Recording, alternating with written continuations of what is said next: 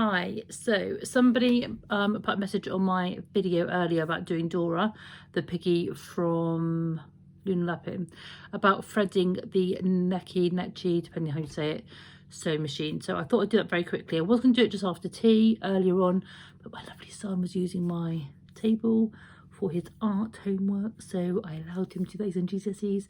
So here I am in my gym jams doing it now at 10:30 in the evening. So hi, good evening everyone. Okay, so I'm going to make this, you can see my son's artwork on his easel back there. So this is the necchi.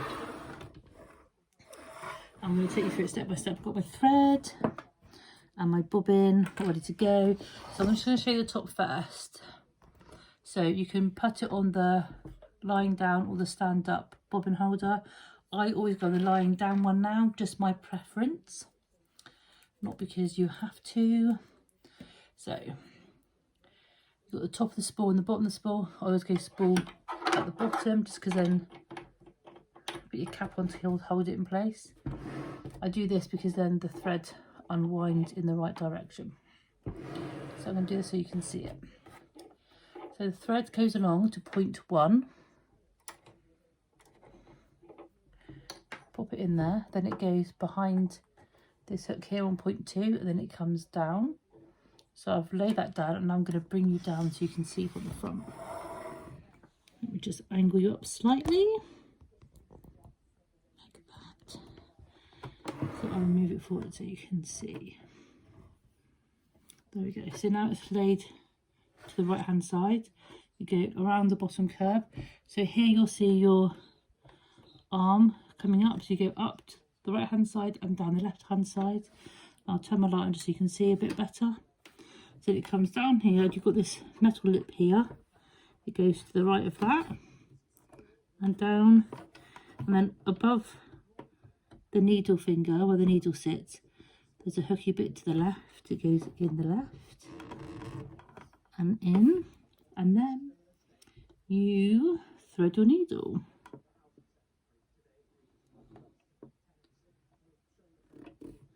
And then I always make sure it goes under the foot and sits at the back. Sits at the back. So for your bobbin, let's get you a bit closer. Take your bobbin casing off. So this is a top loading case, bobbin, sorry, which is perfect. The bobbin diagram on the top asks you to make sure that the thread is coming off in an anti-clockwise direction.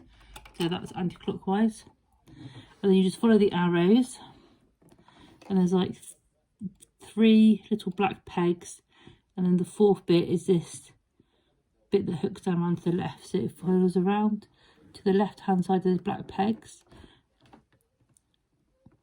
and you hook it under the bottom bit here. So you see that one fluid motion.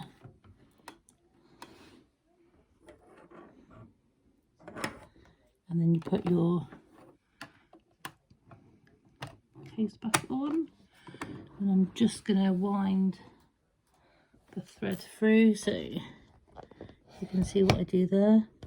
So I hold the thread from the top thread, hold it to one side, move my needle down, always turn that wheel in a forward motion, and that you should see that leap over the,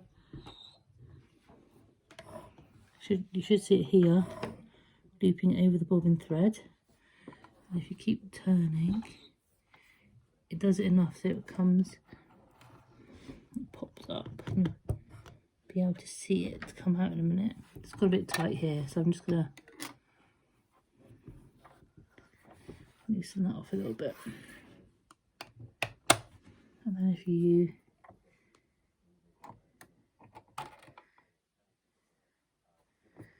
pull that thread out, like that, and come through to the back. And I always leave it, my 2 threads leading off the back.